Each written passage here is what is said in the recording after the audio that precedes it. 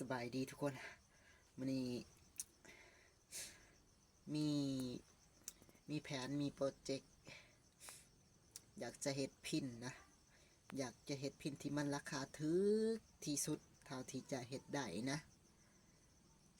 แต่บ่ฮู้ว่าจะมีคนสั่งหรือบ่เด้อทุกคนเด้อ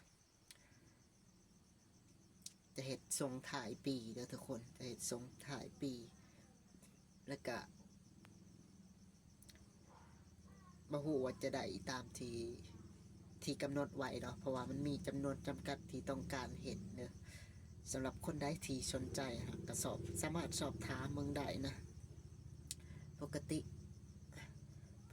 ที่เห็ดมันจะราคาประมาณ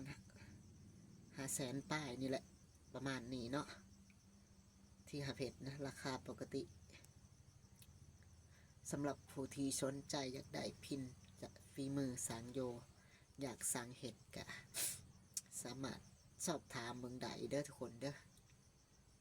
แล้วก็อาจจะได้เห็ดส่งถ่ายปีนี้แล้วก็อาจจะบ่มีเนาะอาจจะบ่มีราคาถึกที่สามารถเห็ดได้เนาะเพราะว่า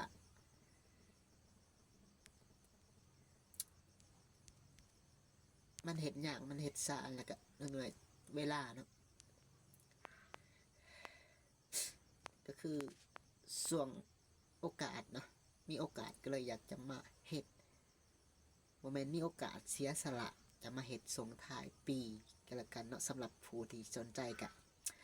ว่าง่ายซะเวล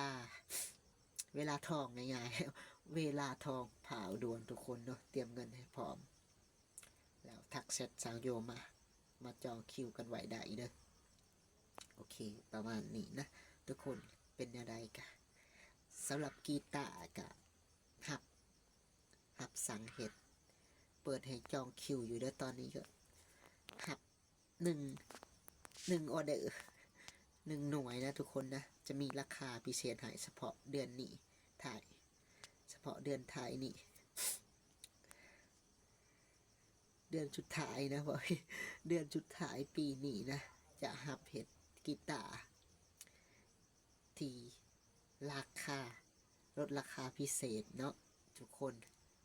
เป็นในรายการสอบถามเบิงใดเด้อสำหรับไม้ที่จะนำมาเห็ดกีตาร์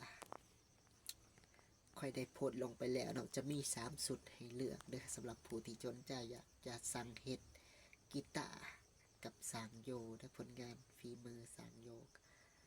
เป็นในรายการทดลองกันเบิงแล้วก็สนับสนุนในเด้อทุกคนนะฝากทุกคนชาวลาวชาวไทยทุกคนสนับสนุนเนี่ยเนาะให้สร้างคนนี้ไ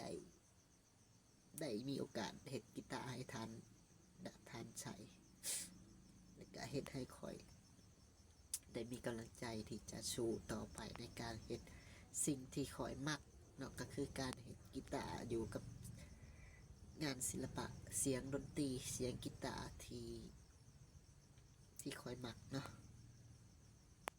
โอเคขอบใจทุกคนที่มาเบิ่งคลิปนะเป็นอะไรกันเจอกันคลิปต่อไปฝากกดไลค์กดแชร์กดติดตามกดคอมเมนต์เป็นกำลังใจให้ทุกคนเด้อ